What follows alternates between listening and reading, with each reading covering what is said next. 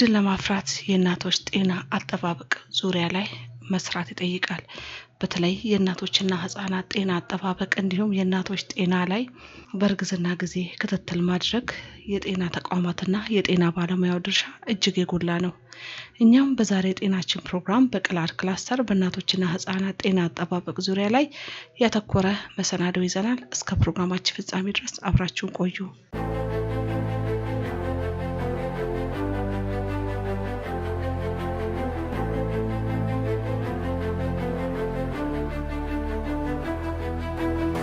በአስተዳደሩ ከሚገኙ 4 የገጠር ክላስተር መካከል ሞቃታማና ዝናብ አጠር የገጠር ቀበሌ ነው። ክላስተሩ ማህበረሰብ አርብቶ አደር ሲሆን አካባቢው ሞቃታማና ዝናብ አጠር በመሆኑ በአካባቢው ያሉ ህብረተሰብ ከቦታ ቦታ እየተንቀሳቀሱ ነው የሚኖሩት። ይህም በእናቶችና ህፃናት ጤና አጠባበቅ ዙሪያ ላይ እናቶች ወደ ጤና ተቋማት እንዳይገኙ እንቅፋት ሆኗል። ይህንንም እንቅፋትምና ተግዳሮቱም ለመቀነስ የእናትየውና የልጅየው ጤና ለመጠበቅ የጤና ተቋማቱና የጤና ባለሙያው ድርሻ እጅጉን የጎላ ነው።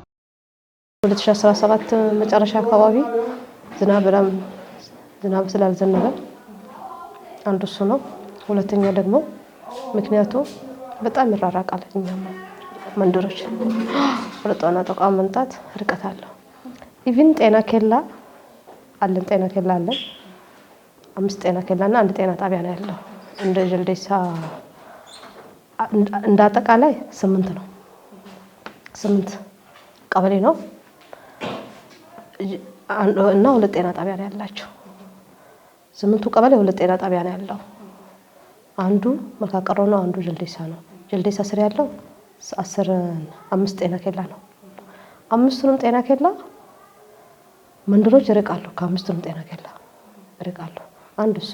ሁለት ደግሞ ትራንስፖርት የለም። ጭራሽ ትራንስፖርት የሚወጣ የሚገባ መኪና የለም እንደ ጀልዴሳ። ለዛ ነው ሞር ይታወቃል እንደ ክላስተር 4ቱ ክላስተር አፈጻጸሙ ዝቅተኛ የሆነ እኛ ነን። ምክንያቱ ደግሞ እነዚህ ናቸው የዘረዘርኩልሽ ምክንያቶች ማለት ነው። አንዱ ህዝቡ ተንቀሳቃሽ ናቸው። ሁለተኛ ትራንስፖርት የለም። ሶስተኛ አርብቶ አደር ናቸው። እነዚህ ናቸው ቻሌንጆች የሆነብን። አንድ እናት አሁን ዛሬ መታ ክትትል ከጀመረች ሁለተኛ ጊዜ መምጣት ካልመጣች ራሱ አሁን ዲፎልተር ፑክ የሚባል ነገር አለ። እኛ እዛ ነው ስማቸው የምንዘረዝረው። አንድና ዛሬ መታ ክትትል ስትጀምር ሁለተኛ ክትትሏ መቼ እንደምትመጣ ለሷም ስለነግራት እኛም ዲፎልተር ፑክ ያዘጋጀነው ሬጂስተር አለ። ዲፎልተር ሬጂስተር የሚባል አከለ እንደዚህ አይነት ቀን ሁለተኛ ኢኒሲያ ፎሎ አፕ ነው በዚህ ቀን ትመጣለች ብለን መንደርም ሁሉም ነገር እንይዛለን። ስልክም የላቸውም። ከዛ ያ ቀን ካልመጣች መንደር ርቀት ካለው ኤክስቴንሽን እንሰጣለን። አከለ እናት ጤና ኤክስቴንሽኖች እንሰጣለን። አከለ የምትባል እናት እሷ ቀጠሮ ትናንት ነበረ አልመጣችም። ማታ አካባቢ ሰተን ልጆቹን አቅጣጫው ማለት ነው ጠዋት እንዲሄዱት ሩቅ ከሆነም በመኪና ይሄዳሉ። ቅርብ ከሆነ እዚህ ራሱ ሆኖ አይደርሱም፣ ላይመጡ ይችላሉ። ለምን ሞር እዚህ አካባቢ ያለው ላይፍ ሞር ላይ ሴት ላይ ነው ያለው። ልጅም ታሳድግ እሷ፣ ፊልም ታወጣው እሷ፣ ታስገባው እሷ፣ ኃላፊነት ስለሚበዛባት እና አብዛኛው ለዛ ነው የኛ አፈጻጸም።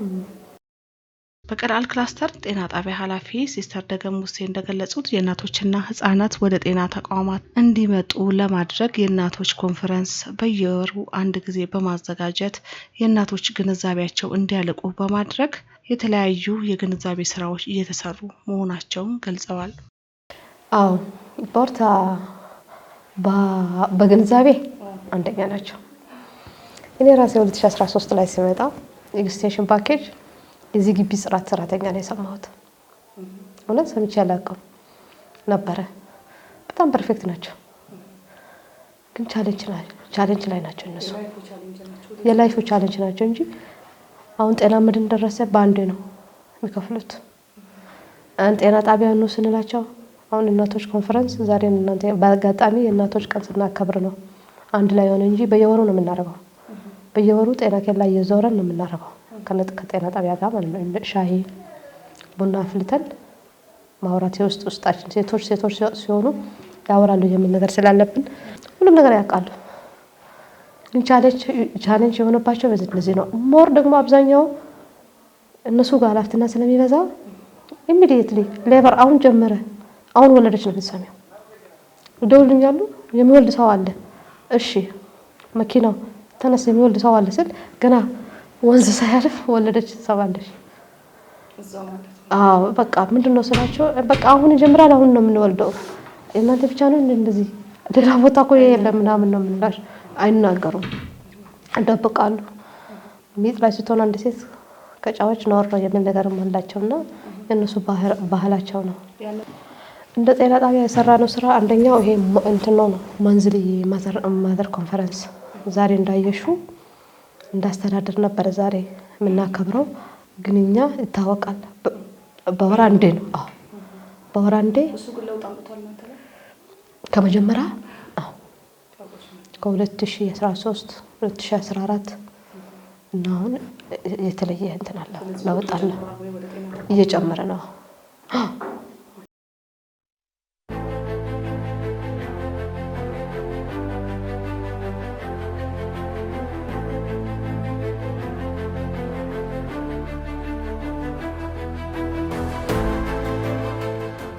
ኃላፊው አክሎም በአስተዳደሩ ጤና ቢሮ ከጤና ጣቢያው ጋር በጋራ በመሆን በተሰሩ ግንዛቤዎችና እንቅስቃሴዎች ጤና ጣቢያውን በአምቡላንስ እንዲሁም በመንገድ ማሻሻል፣ የጤና ተቋማቱ አልትራሳውንድን ግብአት ማሟላት፣ ይህ ሁሉ ለውጦች በመደረጉ ወደ ጤና ተቋማት የሚመጡ እናቶች ቁጥር ከባለፈው ዓመት መጨመሩን ጠቅሰዋል።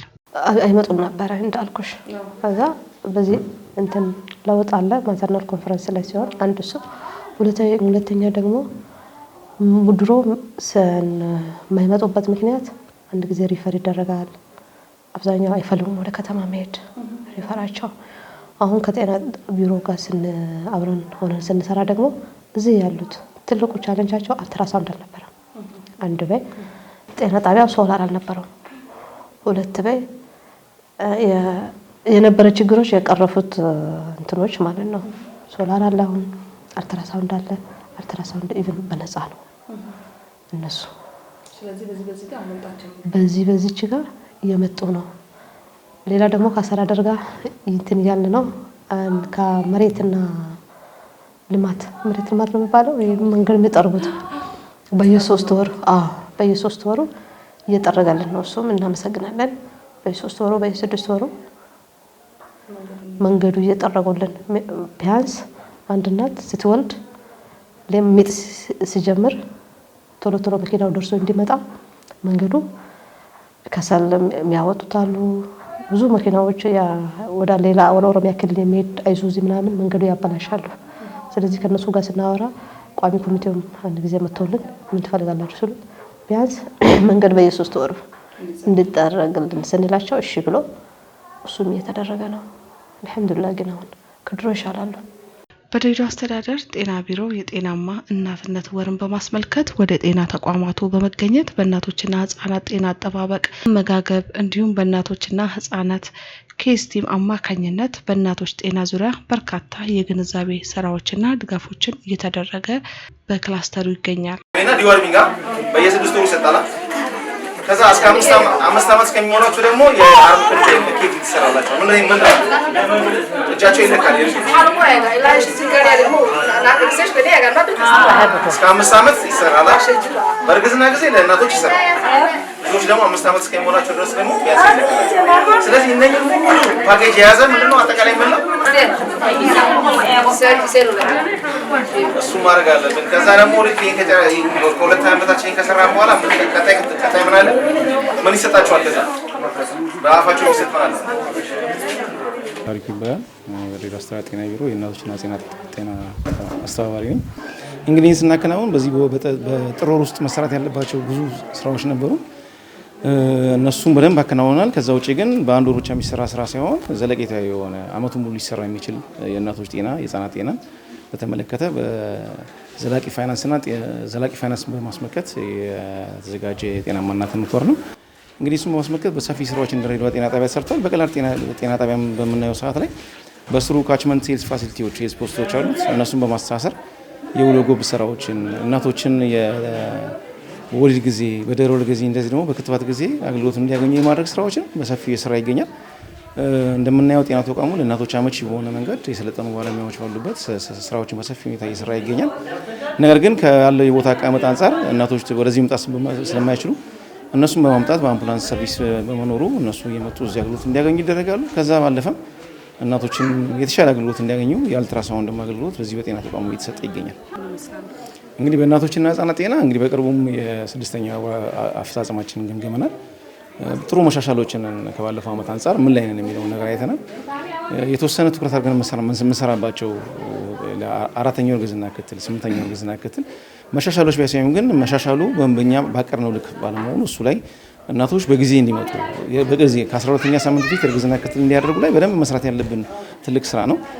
ከዛ ውጪ የቤተሰብ እቅድን በተመለከተ ከነበርንበት ከ45% ወደ 49% ማሳደግ ይችላል። ጥሩ መሻሻሎችን ያሳዩት ነገር ግን ዋናው የሚፈልገው በእንደ ሀገርም የታቀዱ ኢኒሼቲቮች አሉ።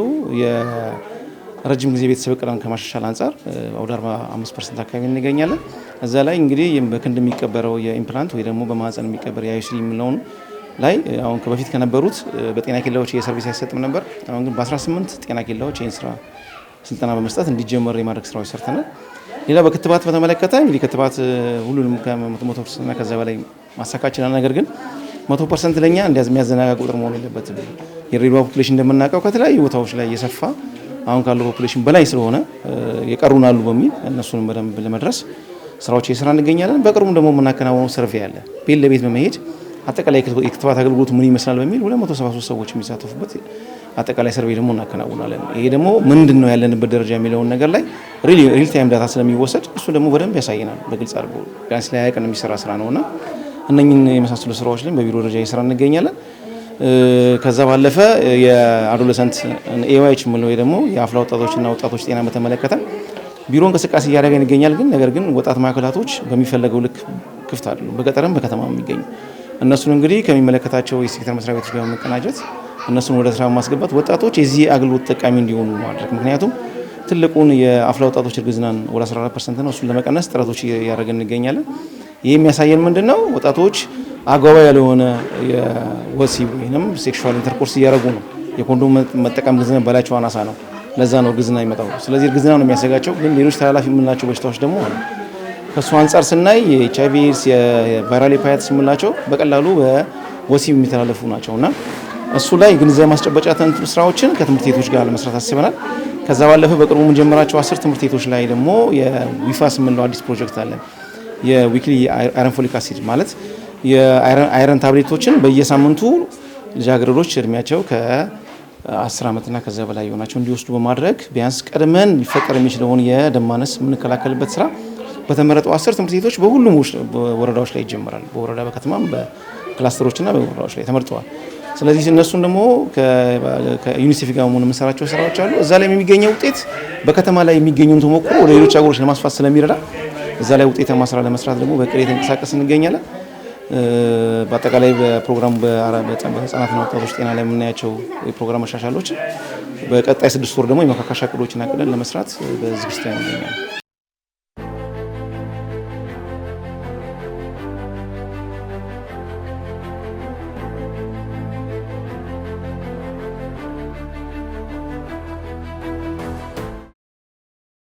በእናቶችና ህጻናት ዙሪያ በቀላል ክላስተር ጤና ኤክስቴንሽን የጤና ባለሙያዎች ቤት ለቤት ግንዛቤዎች መሰጠቱ ወደ ጤና ተቋማቱ በመምጣት የእርግዝና ክትትል ድህረ ወሊድ ያለውን ክትትል በመከታተል በጤና ተቋማቱ እየተገለገሉ ይገኛሉ።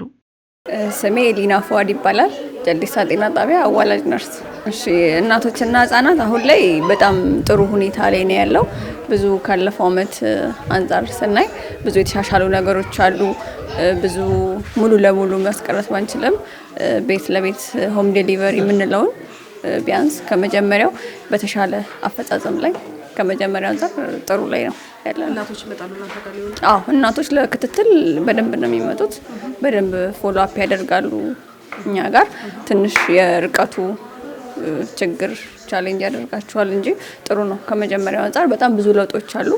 ለምሳሌ ኤንሲ ከቨሬጃችንን ስናይ ከ2017 የተሻለ አፈጻጸም አምጥተናል። ዴሊቨሪንም ስናይ በጣም ጥሩ ነው። በዚህ 6 ወር ውስጥ በጣም ጥሩ አፈጻጸም ነው ያለው። ግንዛቤያቸውስ ምን ይመስላል? ግንዛቤያቸው በጣም ጥሩ ነው። መጀመሪያ ላይ በዚህ ያክል ግንዛቤ የላቸውም። አብሶ ኤንሲ ላይ መጀመሪያ 4 ጊዜ ነበር እናት መታ ወደ ተቋም ፎሎ አፕ የምታደርገው። አሁን ላይ ግን ወደ 8 አሻሽለን 8ቱንም ጊዜ መተው ተከታትለው ወልደው ሙሉ ለሙሉ አገልግሎቱን እስከ ክትባት ድረስ ያለውን ነገር ወስደው ይሄዳሉ። እንደ ጤና ተቋም ጥሩ ነው። ሁሉም ነገር አሪፍ ነው። መሻሻል ያለበት ነገር ትንሽ የኔትወርክና ትራንስፖርቴሽን የመንገድ ነገር ቢፈታልን። ሌላ መብራት ትንሽ ችግር ነው። ሶላር ነው የምንጠቀመው። በፊት በባትሪ ነበር፣ አሁን ላይ ግን ሶላር አለን። መብራት ደግሞ ቢመጣልን ለእናቶች የተሻለ ነው ያስባለሁ። ክራማሰን ሜድ ጀልዴሳ ጤናጣቢያ ጀልዴሳ ከሰጅራ የማልፋ ተጃጅል አርከታ ተጃጅል አረሙ አመድሮ እኒ ነርከዱ አቲ ገራቀብዱ የሮ ገራቀብዱ ደቤል ለቤቴ ገንተቀኝ ክላስ ሰርገኛ ሲመለ የሮ ገራቀብዱ ጤላ ከወንቲ ደይቴ ማሊ እኔ የመጣሁት ከደበሌ ገጠር ቀበሌ ነው። በእናቶች ጤና ጣቢያ ላይ በቀላል ክላስተር ያለውን ጤና ጣቢያ አገልግሎት አሰጣጥ እጅግ ጥሩና ደስ የሚል ነው። በድንገት ወደ ጤና ተቋም በመምጣት ካልቻልን የጤና ኤክስቴንሽን የጤና ባለሙያዎች በአካባቢያችን በመገኘት ምርመራዎችን ግንዛቤ በመስጠት ለጤናችን ትኩረት እንድንሰጥ ያግዙናል። ስለዚህ እኛም ወደ ጤና ጣቢያ በመምጣት ክትትል እናደርጋለን። በእርግዝና ጊዜ የፎሊክ አይረን አሲድ በአግባቡ እንወስዳለን። ጤናማ አመጋገብ ልጆቻችን እንድንመግብ በተግባር ያስተምሩናል። በወሊድ ጊዜ በአምቡላንስ በመታገዝ ወደ ጤና ተቋማት መጥተን እንወልዳለን። ይህ ሁሉ እንክብካቤ ስለምናገኝ እኛም ልጆቻችንም ጤናማ ልንሆን ችለናል።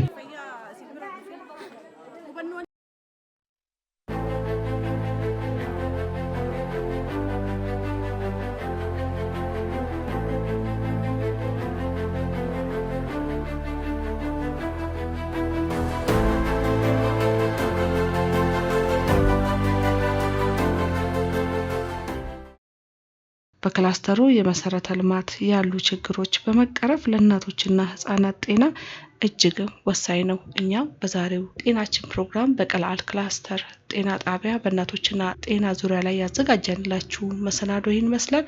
ሳምንት በሌላ መሰናዶ እስከምንገናኝ እስከ ሳምንት ቸር ሰንብቱ።